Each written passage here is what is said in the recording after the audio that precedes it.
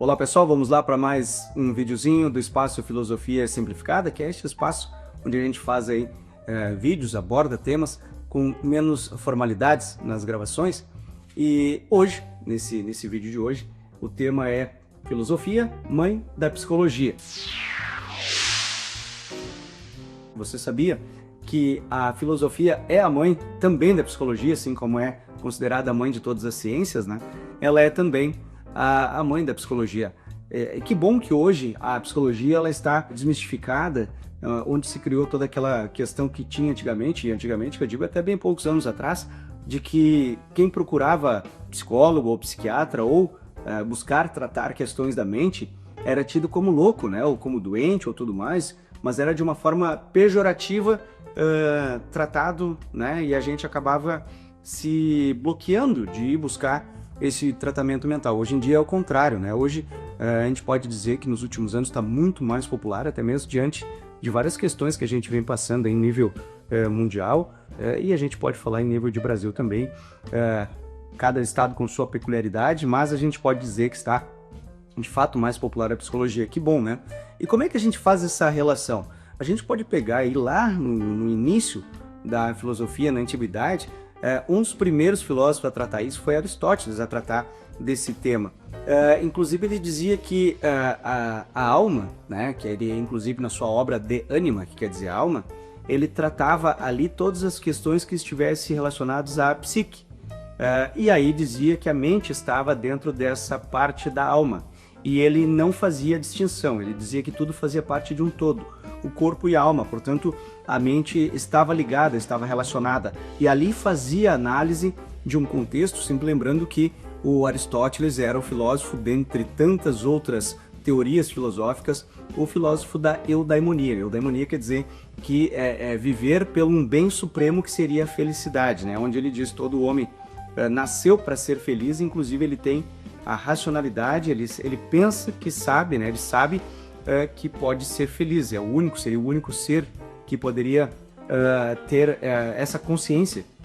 E aí ali ele buscava tratar essas questões psicológicas já. Isso 300 anos antes de Cristo. Mas vamos dar um salto e a gente pode pegar René Descartes. René Descartes, onde ele falava isso, o Descartes a gente pode falar no século 17 já. O Descartes, aí já bem mais próximo, ele separava, fazia o contrário, separava a alma da mente. E lembrando aí que ele foi o primeiro filósofo a trazer essa questão para poder estudar a mente, e ele tinha como preceito, né, questionar tudo que chega até nós, a gente deve buscar refletir e questionar se aquela informação, se aquela forma de trazer uma influência para a gente, com aquela informação de um terceiro, né, de uma outra pessoa, teria fundamento ou não. Então isso influenciou daí já a psicologia que veio se modernizando.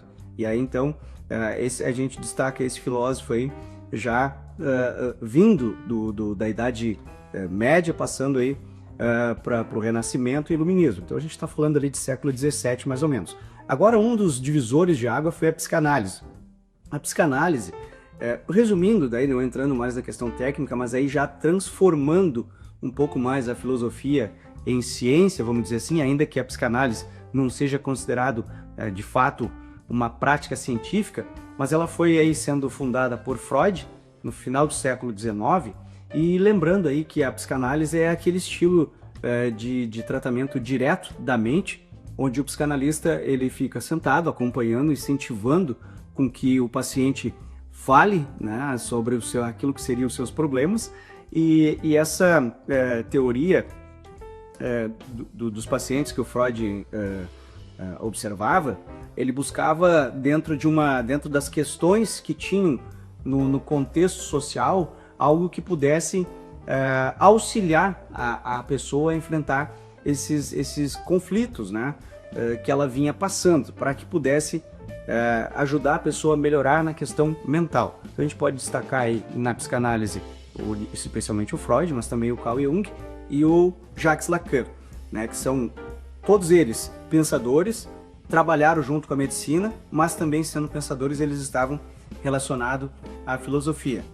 Ainda nessa parte da psicanálise, mas dando um passinho um pouquinho além, ali pelos séculos XVIII e XIX, tem o Immanuel Kant, que é um filósofo alemão, foi um filósofo alemão, e era o filósofo da moral, que era outro filósofo que tratava as questões da mente por causa da moral, né? A moral é aquilo que a gente faz de forma correta dentro de um contexto social, e que a gente sabe que não tem ninguém vendo, a gente está fazendo correto por fazer, não é porque tem uma lei, uma punição, regra, ou porque os outros estão vendo que eu estou fazendo certo, simplesmente estou fazendo certo porque é o certo.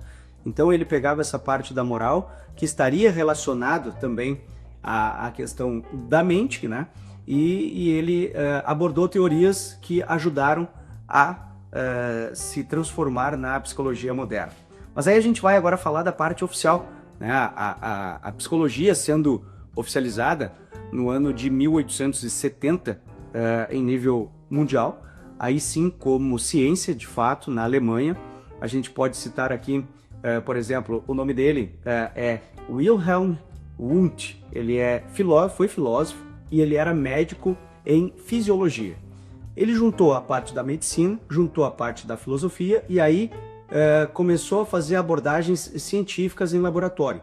Com isso, então, ele instituiu a psicologia, né, que seria, vamos dizer assim, o estudo das questões da psique, ou não só isso, mas logos também, né, logia quer dizer razão, racionalidade. Poderia, então, fazer uma outra alternativa, não só o estudo, mas também a associação da razão, da racionalidade com a psique, com a mente humana. No Brasil, a psicologia foi regulamentada aí no início da década de 70 como profissão e também como método científico. E aí agora eu vou fazer algumas relações que são muito interessantes, como por exemplo uma abordagem moderna que é muito utilizada na psicologia atualmente, que é a TCC, a terapia cognitivo-comportamental, que ela busca lá, remonta ao estoicismo, né? O estoicismo, lembrando que é uma prática que foi fundada por Zenão na Grécia 300 anos antes de Cristo, se popularizou na época de Cristo, ali com Marco Aurélio, Epicteto e o Sêneca, que foi uma metodologia filosófica que basicamente dizia que eu tenho que me preocupar com aquilo que eu consigo, aquilo que eu não consigo controlar, não pode estar ali o meu foco. O foco tem que estar na maneira que eu reajo diante dos problemas que chegam até mim, e isso poderia prejudicar a minha mente. A TCC, a terapia cognitivo-comportamental, trabalha fundamentalmente nisso, para tratar questões de depressão, questões de ansiedade, e o estoicismo já fazia isso com a questão da resiliência, né? Sermos resilientes com os problemas, com as dores que chegam até nós. Então aí tem uma relação muito forte entre os dois. Vamos lembrar aqui a frase do Epicteto: se eu tenho um problema, né? Se o teu problema ele tem solução, não vale a pena se preocupar, porque ele tem solução. Se ele não tem solução, também não vale a pena se preocupar. Então, é a resiliência, é a forma de colocar o foco naquilo que tem de melhor e tirar naquilo que a gente antecipa, achando que tudo vai dar problema, tudo vai ficar ruim para a nossa vida. Então, são apenas alguns exemplos e uma forma que eu abordo, como eu sempre procuro simplificar aqui a filosofia, mas mostrando mais um fato importante da filosofia na vida da gente, e aqui então fazendo uma relação, uma implicação direta na questão na saúde, né? Aí na saúde mental, tão importante para o nosso dia a dia, para o nosso desenvolvimento. Você sabia que a filosofia é mãe da psicologia? A psicologia hoje em dia é tão moderna e que a gente pode lançar mão, utilizar de aspectos e pensadores filosóficos, fazendo uma abordagem, uma teorização e transformando ela em prática no momento que a gente utiliza na nossa mente, buscando dias melhores. Lembrando Aristóteles com a eudaimonia, né? Vivemos para ser feliz. Lembrando o Descartes, refletir, questionar tudo que chega até nós. Lembrando o Kant com as questões da moral que está inerente ao ser humano. E lembrando aí os pensadores, né? O Freud, o Lacan e também Carl Jung, né? Com os pensamentos que eles trouxeram da psicanálise, mas de uma forma até mais forte, hein? E aí com isso, trazendo essa relação destes pensadores, a gente finaliza esse vídeo lembrando que se você tem algum problema, quem sabe lançar a mão de pensamentos filosóficos paralelamente a um tratamento, a uma terapia psicológica que tanto vem nos auxiliar de forma científica, a gente pode então ter dias melhores enfrentando aí os problemas, as dores pelas quais a gente passa, né? Associando também com a filosofia. Feito, pessoal? Até o próximo vídeo. Farmácias Associadas São Lucas. Aqui você tem amigos, tem descontos especiais, ofertas todo dia e o melhor atendimento. Siga no Instagram, @far.saolucas e não perca as promoções. Farmácias Associadas São Lucas.